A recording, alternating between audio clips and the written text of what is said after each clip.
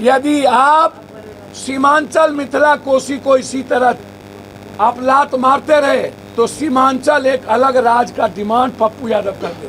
मैं बिहार का बंटवारा नहीं चाहता हूं, लेकिन अपने आदमी की मौत और आत्महत्या और गरीबी भी नहीं चाहता। नमस्कार, आप देख रहे हैं दर्श न्यूज। मैं हूं दिव्यांशु। पूर्णिया के सांसद पप्पू यादव ने आज चेतावनी भरे अंदाज में बड़ा ऐलान कर दिया।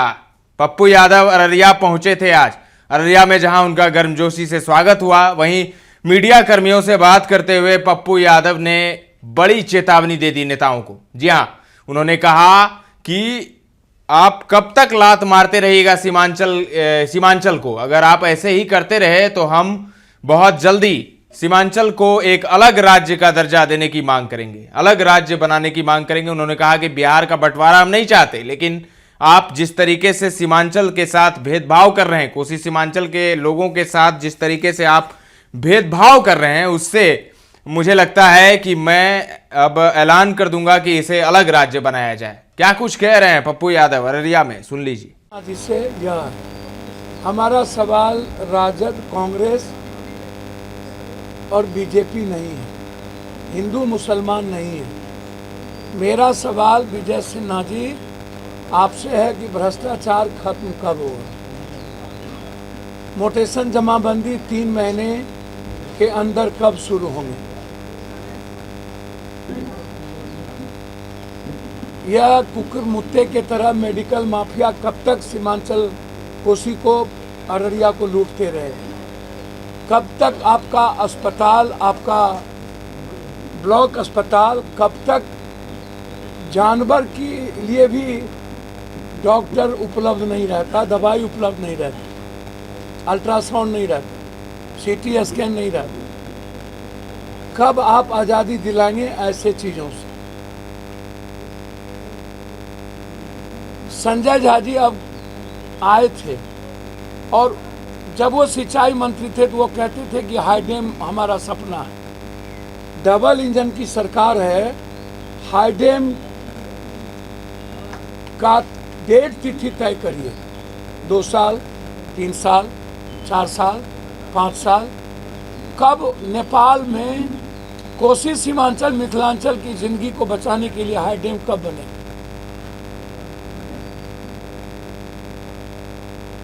मक्का और मखान पर आधारित फैक्ट्री पर आपके लिए कोई योजना है या नहीं। मखान के किसानों के लिए आपके पास कोई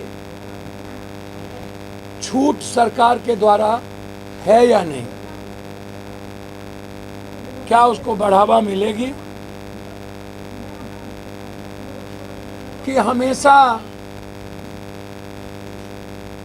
आप एक ही राग आलापेंगे। मेरे लिए राजनीति मुद्दा ही नहीं है। आपको मुबारक हो, आप हिंदू मुसलमान करते रहिए, मुजरा करवाते रहिए, आप जेबर बेचवाते रहिए, भैंस, गाय, बिल्ली, कुत्ता करते रहिए, आप हिंदू पाकिस्तान करते रहिए।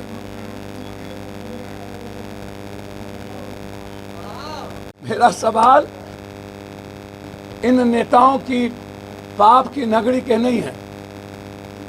इन लोगों का बाप दादा हमसे लड़ता है, ये लोग क्या बात करेंगे।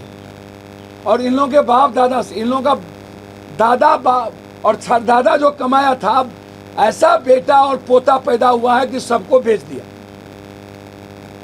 और इन लोगों के आका से हम लड़ेंगे राजनीतिक तौर पे नहीं।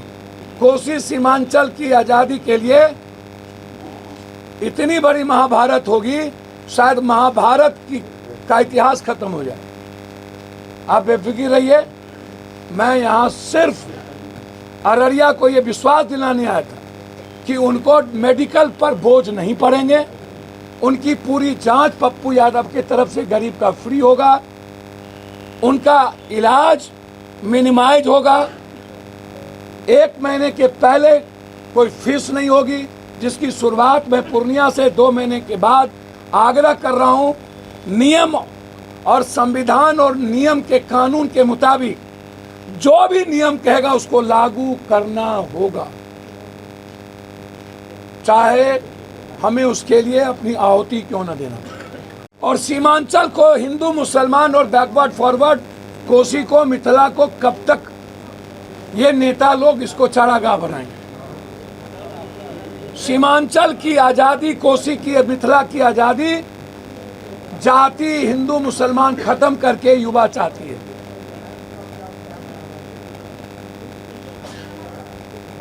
और सीधा यदि आप सीमांचल, मिथिला, कोसी को इसी तरह आप लात मारते रहे और हिंदू मुसलमान का औजार बनाते रहे तो सीमांचल एक अलग राज का डिमांड पप्पू यादव करते हुए, ये मैं आपको बता दिया। तब मैं आपको छोड़ूंगा नहीं। मैं बिहार का बंटवारा नहीं चाहता हूं, लेकिन अपने आदमी की मौत और आत्महत्या और गरीबी भी नहीं चाहता। वर्ल्ड का नंबर 1 2 साल के अंदर,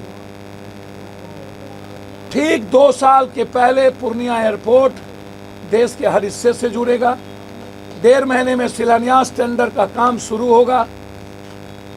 सीधा एयरपोर्ट, सीधा पूर्णिया, अररिया और किशनगंज और कटिहार एनएच के जाल बिछेंगे। 10 एनएच, नौगछिया से सीधा फारबिसगंज, नौगछिया से सीधा नरपतगंज, सुपौल से सीधा किशनगंज,